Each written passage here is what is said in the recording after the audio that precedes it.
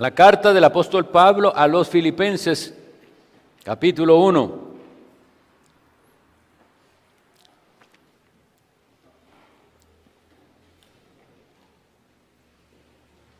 Vamos a leer los versículos 9, 10 y 11.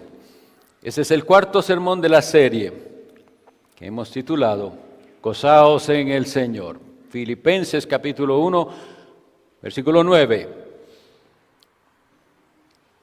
Y esto pido en oración, que vuestro amor abunde aún más y más en ciencia y en todo conocimiento, para que aprobéis lo mejor, a fin de que seáis sinceros e irreprensibles para el día de Cristo, llenos de frutos de justicia, que son por medio de Jesucristo para gloria y alabanza de Dios.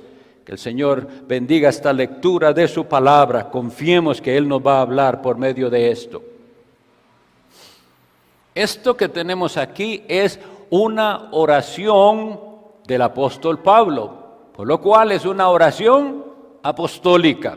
Así vamos a titular el sermón. Y si tenemos ejemplos de oraciones, son las oraciones que los apóstoles hicieron. Prestemos atención para ver cómo es apropiado orar y qué es apropiado pedir.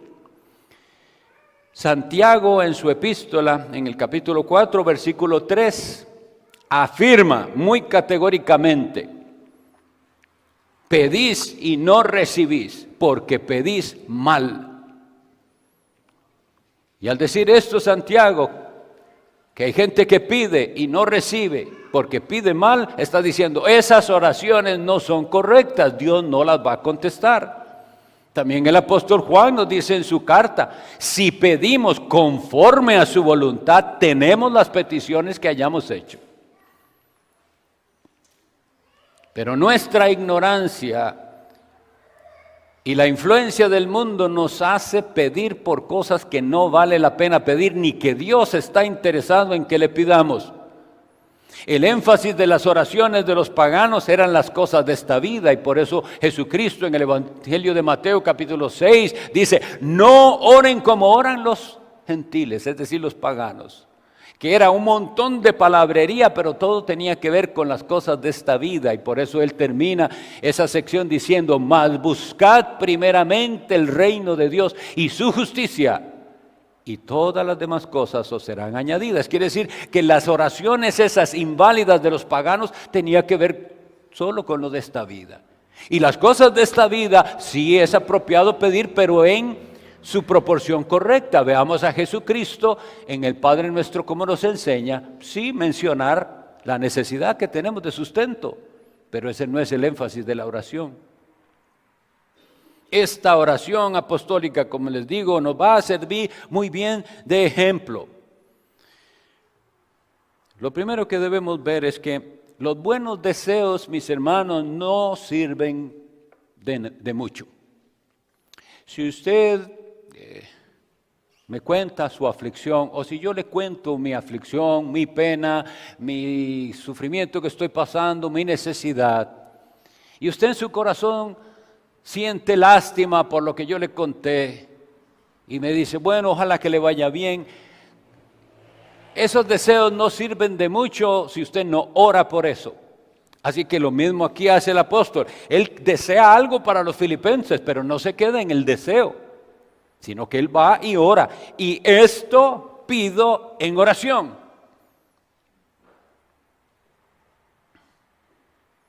Esto es verdad para todos, pastores y miembros de la iglesia.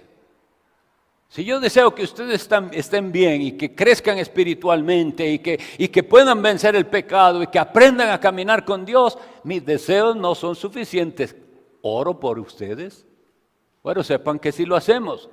Pero así cada uno tiene que entender, los deseos por sí solos no funcionan. Hay que tomar tiempo para oración. Y el apóstol dice, y esto pido en oración. Ahora vamos a ver qué es lo que él pide.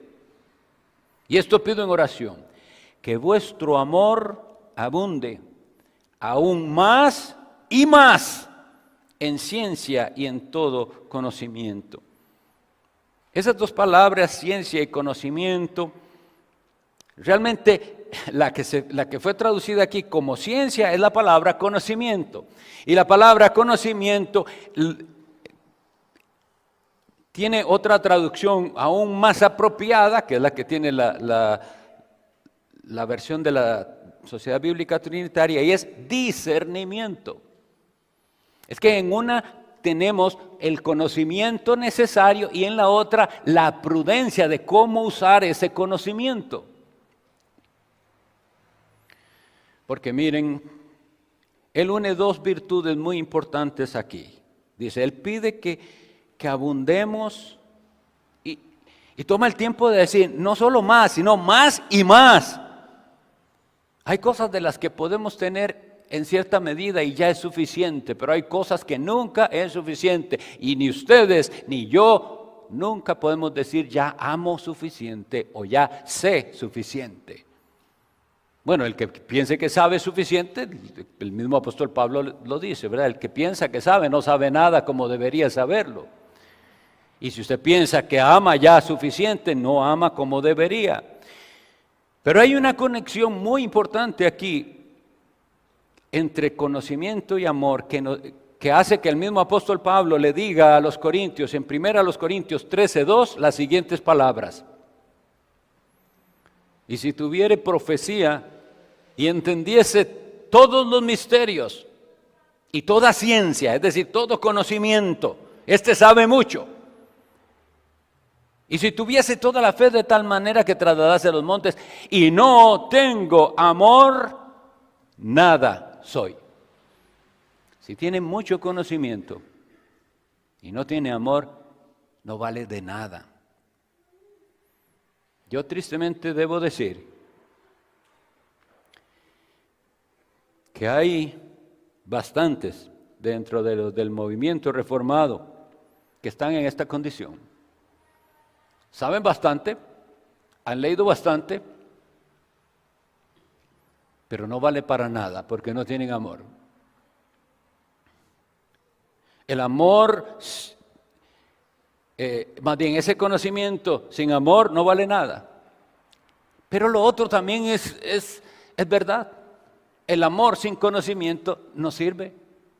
Se necesita amor acompañado de conocimiento. La gente le dice amor a algo simplemente sentimental o emocional. Ese es el amor según el mundo, no es el amor según la verdad. El amor verdadero es el que habla con la verdad. Por eso es que la Biblia nos advierte tan seriamente con respecto a qué es verdaderamente amar a sus hijos.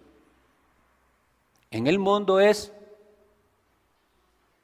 nunca darles un regaño, nunca corregirlos, dejarlos que ellos hagan como sea, perdonarle una y mil veces todo lo que hace. Pero la Sagrada Escritura nos dice que eso no es amar. Que si usted no castiga a su niño para corregirlo, usted no lo está amando. Y el proverbio lo que dice es, el que detiene el castigo, es decir, el que debería castigar y no castiga a su hijo, aborrece. No lo ama, lo aborrece. Mas el que lo ama, y ahora sí viene, el que lo ama desde temprano, lo corrige. Entonces vemos una diferencia entre el amor del mundo, que es nunca corregir, dejarlo hacer lo que sea porque lo quiere mucho, y realmente no es que lo quiere mucho, es que usted se quiere mucho, porque todo padre sabe el trago amargo que es aplicar el castigo. Y si tiene que aplicar el castigo y lo detiene, usted realmente está amándose usted más que a su hijo que usted dice amar. No, como lo amo, voy a pasar por este trago difícil de ir y aplicar un castigo. Pero el castigo bíblico, como vimos en la serie de la familia, lo que es la disciplina bíblica. Pero entonces el amor de la verdad no es así, no excusa lo que no está bien. Hay un amor verdadero que habla con la verdad y hay un amor y ese amor de la verdad es rechazado por los impíos. Segunda Tesalonicenses 2:10 dice, En aquel momento del engaño, de la falsa doctrina, dice que vendrá con todo engaño de iniquidad para los que se pierden. ¿Y por qué? Por cuanto no recibieron el amor de la verdad para ser salvos.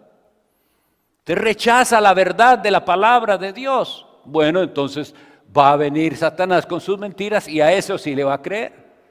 Y al final se condenará.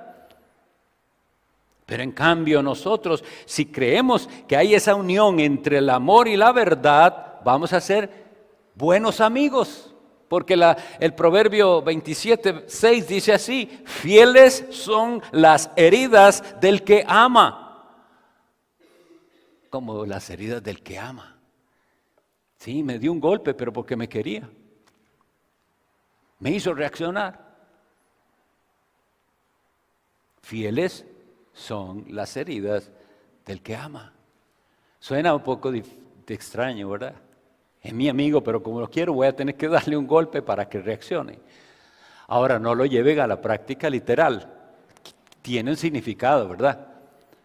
Se trata de que usted va a hablar de eso difícil, que quisiera no decirlo, pero quiero mucho a mi hermano, a mi hermana, y voy a tener que hablarle de esto. Y puede ser que en la conversación él se sienta herido por lo que le voy a decir. Pero voy a procurar hacerlo en amor. Porque viene lo otro es el engaño del diablo. Dice, importuno los besos del que aborrece. Oiga, el que no lo quiere a usted puede besarlo, como Judas, que entregó a Cristo con un beso. No siempre el que le besa le quiere, y no siempre el que le golpea no lo quiere. El que de verdad ama a su prójimo estará entonces dispuesto a negarse a sí mismo. Vean que hay una negación de sí mismo cuando yo digo, voy a tener que hablar de esto. No quiero, no me gusta, pero me niego a mí mismo y voy en el amor de Cristo primero a ganármelo y luego a hablar del tema difícil. Lo que debe quedar claro aquí es que el amor de Cristo rescata al pecador de su pecado y no lo deja en su pecado. Y hoy en las iglesias liberales, apartadas de la Biblia, quieren hacernos creer que por amor le vamos a decir, Cristo lo ama así y siga así. No, Cristo lo ama y le puede cambiar. Porque si usted se queda así, se perderá. Si se queda ¿cómo? Si se queda en su pecado, se condenará, pero el amor de Cristo le hace ver que Él perdona al que se arrepiente. Entonces nuestro mensaje es, arrepiéntase y vaya al Salvador. Qué lindo cuando leemos en 1 Corintios 6, primero Él dice, no se engañen, los injustos no van a heredar el reino de Dios. Y ahí vemos que el reino de Dios es algo que se hereda y es algo a futuro, en un sentido. Aunque ya hemos entrado por la fe en ese reino. Y Él dice, no se engañen, ni los fornicarios, ni los idólatras, ni los adúlteros, ni los afeminados, ni los que se echan con varones, ni los maldicientes, ni los borrachos, ni los ladrones, no heredarán el reino de Dios. Y entonces la persona pudiera pensar, ahí no tienen amor, no vieron todo lo que dijeron, que se va al infierno estos. Pero no oyó lo siguiente dice, y esto erais algunos de vosotros, erais, ya no más, mas ya habéis sido lavados, ya habéis sido santificados, ya habéis sido justificados en el nombre del Señor Jesús y por el Espíritu de nuestro Dios. Ese es el amor de la verdad. Estas dos virtudes que vienen aquí especificadas, el conocimiento y el discernimiento, es cuando Él dice que vuestro amor abunde más y más en toda ciencia y conocimiento. Nosotros vamos a decir en todo conocimiento y discernimiento. Dos virtudes que Dios da por gracia, pero que debemos buscarlas. Debemos buscarlas. El que no se esfuerza no va a avanzar. Y aquí es donde vamos a tener el dilema de esta predicación. Porque el apóstol Pablo había dicho en el versículo 6, estando persuadido de esto, que el que comenzó en vosotros la buena obra la perfeccionará hasta el día de Cristo. Y eso le hablaba a la gente de seguridad, ¿verdad? Tengo seguridad de que Cristo empezó la obra y la terminará. De manera, la lógica humana, mundana, le dirá, bueno, si Él la va a terminar, bueno, que la termine. Pero aquí no dice eso. Aquí dice que con ese convencimiento voy a orar por ustedes. Dios asegura que completará la buena obra. Entonces, ¿por qué Pablo ora? ¿Para qué ora? Si ya Dios dice que la va a terminar.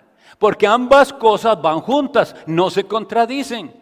Voy a recordarles el relato del profeta Elías que está en primer libro de Reyes, capítulo 18. Y en el capítulo 1 dice así: pasados muchos días vino palabra de Jehová a Elías en el tercer año, hacía 3 años que no llovía, diciendo: ve, muéstrate a Acab. Acab era el rey malvado, y yo haré llover sobre la faz de la tierra. Entonces, presten atención, Dios está diciendo: vaya, preséntese al rey porque yo voy a hacer que llueva. Pero ¿qué hace Elías? Se pone a orar. Primero de Reyes 18:42, y Elías subió a la cumbre del Carmelo y postrándose en tierra, puso su rostro entre las rodillas, se puso a orar.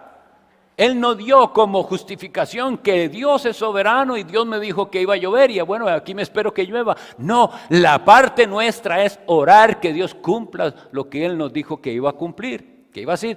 Dice, subió, se postró, puso su rostro en las rodillas y dijo a su criado: sube ahora y mira hacia el mar.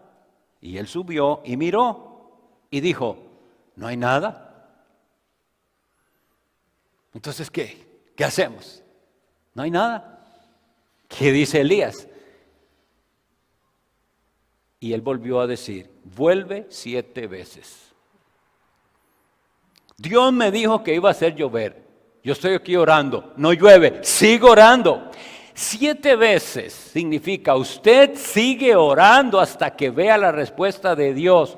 Porque sí, Dios ha decretado todo lo que sucede. Pero también Dios ha determinado que mucho de lo que va a pasar es en respuesta a nuestras oraciones. Oraciones que Él mismo ha decretado. Yo sé que esto, si usted lo analiza bien, le hace explotar la cabeza. Yo estoy orando porque Dios así lo decretó, pero mi oración es la que Él usa para hacer lo que Él decretó que sucediera. Así es. Decía Charles Spurgeon: la soberanía de Dios y la responsabilidad del hombre son 2 metales que en este mundo no pueden mezclarse. Ustedes han visto que hay metales que se pueden hacer aleación de 2 metales. Hay otros metales que no hay manera que se peguen. Bueno, en esta vida la soberanía de Dios y la responsabilidad humana no parece que pero en la eternidad se puede, decía Spurgeon. En el cielo sí se unen. Este amor y este conocimiento unidos producen una vida santa. Veamos lo que dice el versículo 11. Llenos de frutos de justicia que son por medio de Jesucristo para la gloria y alabanza de Dios. Para que aprobéis, voy a leer desde el 10, para que aprobéis lo mejor a fin de que seáis sinceros e irreprensibles para el día de Cristo. Y luego sí lo que leí, que aprobéis lo mejor. Ven cómo está muy mal esa pregunta de los cristianos modernos o pseudo cristianos que dicen: ¿y qué tiene de malo? Eso no es como habla un cristiano. ¿Cómo que tiene de malo? La pregunta nuestra es: ¿qué tiene de bueno? ¿En qué eso glorifica al Señor? Porque si no, no lo vamos a hacer. Dice la Sagrada Escritura: bienaventurado el que no se condena a sí mismo en lo que aprueba. Romanos 14:22. Sea cual sea lo que usted esté planeando hacer, hay un cierto nivel en el que allá usted sí lo hace, pero aquí dice: bienaventurado el que no se condena a sí mismo en lo que aprueba. ¿Y cómo no ser de estos que aprueban cosas que al final les llevan a la condenación? Con conocimiento, con discernimiento, con la verdad y con el amor, entonces usted podrá decidir algo que no sea ni tropiezo para usted ni para otros. Vienen las fiestas de fin de año y cada uno tiene sus costumbres y planes y qué va a hacer y qué lindo y Navidad, ok. Bienaventurado si usted no se condena a sí mismo en lo que aprueba. Nosotros tenemos una razón de celebrar, y ustedes saben que la hemos, y enfatizaremos durante toda la época, el Verbo eterno de Dios se hizo hombre, el Hijo de Dios vino al mundo, el Salvador vino, ¿cómo no vamos a alegrarnos? Y así, pero si alguien no quisiera, allá él. La Biblia dice, eso es, ¿por qué? Porque la Biblia no nos dice que haya una época especial en la que tengamos que celebrar el nacimiento de Jesucristo. Deberíamos poder celebrarlo los 12 meses del año si quisiéramos. Pero siempre pensemos, bienaventurado el que no se condena a sí mismo en lo que aprueba. Porque muchos están abusando de esa tal libertad cristiana y van a cosechar un mal fruto por descuidarse tanto. Entonces, dice que aprobéis lo mejor. Son frutos de justicia lo que nosotros damos si somos de Cristo. Dice la Sagrada Escritura, el fruto del justo es árbol de vida y el que gana almas es sabio. ¿Está usted ganando almas? Eso es lo sabio. Efesios 5:9 dice, porque el fruto del Espíritu es en toda bondad, justicia y verdad. Y después de eso dice, comprobando lo que es agradable al Señor, lo que estábamos viendo en escuela dominical. Entonces, la vida cristiana se trata de algo que se produce en el corazón de aquel que ha entendido el Evangelio. No podemos quedarnos con un cristianismo de convicciones mentales nada más, de que yo digo, sí, yo creo esas cosas. No, ¿qué está produciendo eso en su vida? Y si no está produciendo justicia y santidad, entonces posiblemente no es el verdadero Evangelio.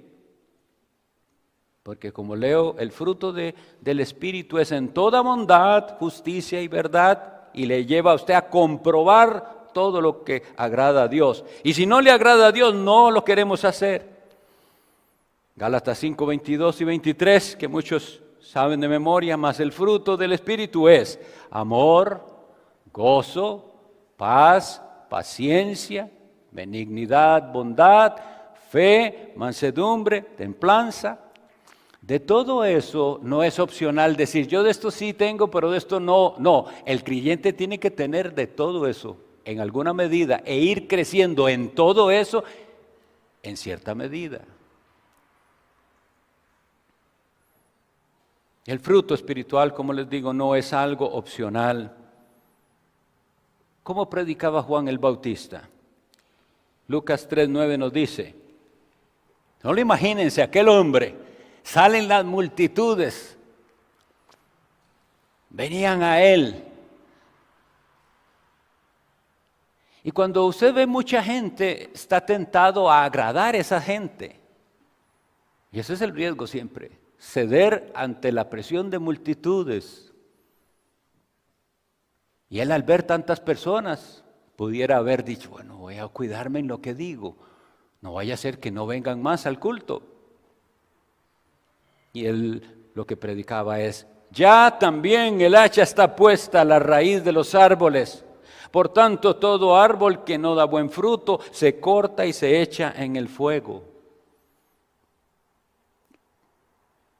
¿Está usted dando frutos de justicia para la gloria de Dios por medio de Jesucristo? Si no está dando, sepa una cosa, que el hacha está puesta a la raíz. Usted es ese árbol. Y según el fruto que dé, usted terminará o en el infierno o en el cielo. Ahora, usted parecería que es una salvación que depende de mis obras. No, no. Es que esas obras son la demostración y prueba de que tiene fe o no tiene fe. Pero salvos somos solo por la fe en Jesucristo. Jesús dijo, yo soy la vid y vosotros los pámpanos, el que permanece en mí y yo en él, este lleva mucho fruto, porque separados de mí nada podéis hacer. No puede ser cristiano sin estar unido a Cristo. No puede, no va a poder. Pero para eso se necesita entonces la fe. El anhelo del apóstol Pablo aquí cuando le habla a los filipenses es que ellos fueran conocidos por sus frutos. Porque la Biblia así nos dice y Cristo Jesús nos asegura en Mateo 7:16, por sus frutos los conoceréis. ¿Acaso se recogen uvas de espinos o higos de los sabrosos? Y esto es lo que nos debe tranquilizar a veces cuando vemos a alguien que supuestamente es cristiano, pero nos dice, pero no es que este es cristiano, ¿cómo habla así? Pero no este es cristiano, ¿cómo tiene ese carácter? ¿Cómo este es cristiano si hace esto o lo otro? ¿Cómo este es cristiano si nunca quiere orar, nunca quiere leer la Biblia? ¿Cómo este es cristiano si todo lo que el mundo vende lo compra? El feminismo, la mundanalidad, la sensualidad, el materialismo tan terrible. Y todo lo consume. Entonces uno dice, ¿cómo es que este es cristiano? Bueno, aquí está la respuesta. Por sus frutos los conoceréis. Realmente no es cristiano. Eso es todo. En la mayoría de los casos, esos no es convertido, no sabe lo que es nacer de nuevo. Pero si usted ha confiado en Jesucristo y si usted confiesa que Él es su Señor y Salvador, sepa que esas palabras tienen que estar respaldadas por una vida santa, apartado del mundo, apartado del pecado y de las cosas vanas.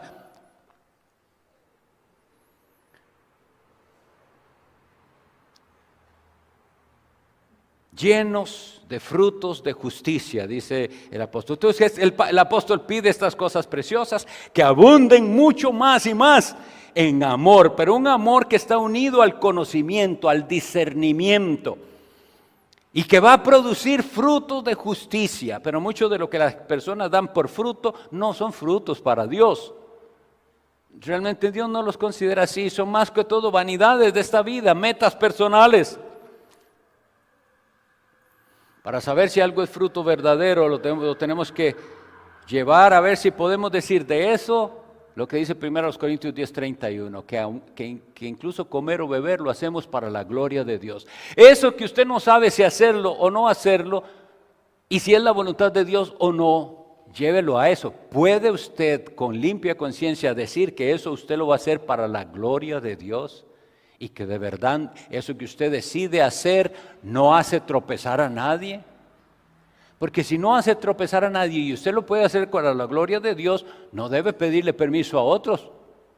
Usted puede en su limpia conciencia, pero recordando eso, bienaventurado el que no se condena a sí mismo en lo que aprueba. No se trata de que los pastores den permiso a la gente de hacer o no hacer, y que todo lo que van a hacer las personas se lo tienen que preguntar a los pastores. No se trata de eso, se trata de que usted, con el conocimiento que proviene de la palabra de Dios y con su unión a Cristo, ¿verdad? Los pámpanos unidos a la vid, entonces ejerce un discernimiento para aprobar, no si algo es bueno, sino si algo es mejor, si es lo que conviene o no conviene. Dios nos ayude entonces a vivir así. Ahora comparemos esta oración del apóstol Pablo con lo que nosotros pedimos unos por otros. ¿Está pidiendo usted en oración por sus hermanos que tengan más y más amor y más conocimiento y más discernimiento? Y que ellos puedan ser sinceros e irreprensibles para el día de Cristo, porque hay el día de Cristo, del cual ni ustedes, ni yo, ni ningún ser humano se podrá escapar. El día de Cristo, el día del juicio, el Rey va a venir a juzgar. ¿Cómo está usted para ese día? ¿Cómo está si fuera hoy? ¿Cómo está usted preparado si ese día fuera hoy? Y si no fuera el día de Cristo en el que Él viene, ¿qué pasaría si hoy Dios lo llama porque hoy usted muere? Tenemos que estar preparados para el día de Cristo hoy. Tenemos que vivir hoy como si hoy fuera el último día de nuestra vida en esta tierra.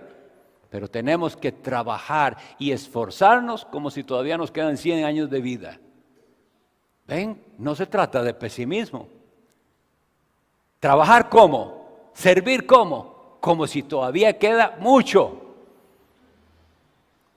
Y entonces así, produciendo mucho para el Señor, frutos de justicia, pero preparados en santidad como si hoy fuera el día.